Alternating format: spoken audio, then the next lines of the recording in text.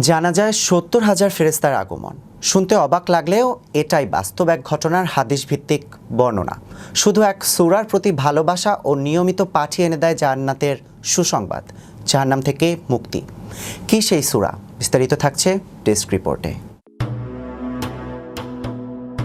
আল কোরআনের প্রতিটি আয়াতই বরকতময় ও মূল্যবান, তবে কিছু আয়াত বা সূরা বিশেষ ফজিলতপূর্ণ। তেমনই একটি সূরা হলো সূরা ইখলাস। এটি এমন একটি সূরা যার প্রতি অন্তর থেকে ভালোবাসা পোষণ করলে তা জান্নাতে প্রবেশ ও জাহান্নাম থেকে মুক্তির কারণ হয়ে যায়। হাদিসে এসেছে যে ব্যক্তি সূরা ইখলাসকে ভালোবাসে, আল্লাহ তাকে ভালোবেসে এবং ক্ষমা করে দেন। ফেরেশতারা জানাজায় ছুটে আসেন। হযরত মুয়াবি ইবনে মুয়াবি আল মুয়াজিব রাদিয়াল্লাহুর ইন্তেকালের পর নবীজি সাল্লাল্লাহু আলাইহি সাল্লাম জানানো হয় ৭০,০০০ ফেরেশতা ও জিবরাইল তার জানাজায় উপস্থিত হয়েছে। নবীজি সাল্লাল্লাহু আলাইহি সাল্লাম জিজ্ঞেস করলেন, জিবরাইল জানান তিনি সব সময় দাঁড়িয়ে, বসে, হাঁটতে, চলতে সূরা ইখলাস পাঠ করতেন। এজন্যই তিনি এই মর্যাদা লাভ করেছেন। জান্নাতে প্রসাদের প্রতিশ্রুতি।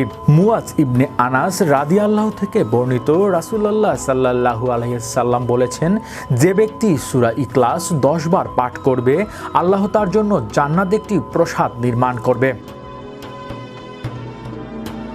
এতে উমর রাদিয়াল্লাহু বলেন, তবে তো আমরা অনেক প্রাসাদের মালিক হয়ে যাব। নবীজি সাল্লাল্লাহু আলাইহি সাল্লাম উত্তর দিলেন, আল্লাহর দান সীমাহীন। আল্লাহর ভালোবাসা অর্জনের উপায়। এক সাহাবী নামাজে বারবার সূরা ইখলাস পড়তেন, কারণ জানতে চাইলে তিনি বলতেন, আমি এই সূরাকে ভালোবাসি। নবীজি বলেন, তুমি যাকে ভালোবাসো আল্লাহ তোমাকে ভালোবাসে। হাদিসে এসেছে সূরা ইখলাস কোরআনে 1/3 সমান।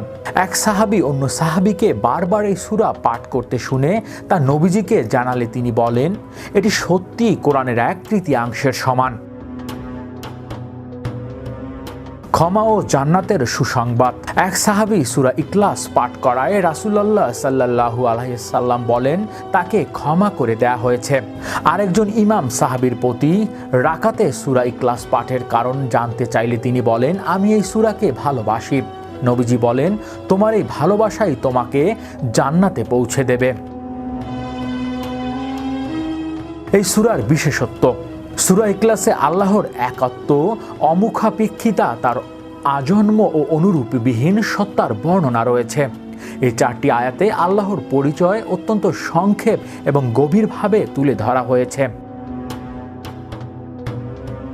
তাই এই সূরার প্রতি ভালোবাসা শুধু সওয়াবের কারণই নয়, বরং ঈমানের গভীরতা ও একনিষ্ঠতার প্রমাণ। আল্লাহ আমাদের সবাইকে এই সূরার প্রতি ভালোবাসা অর্জন এবং নিয়মিত পাঠ করার তৌফিক দান করুন।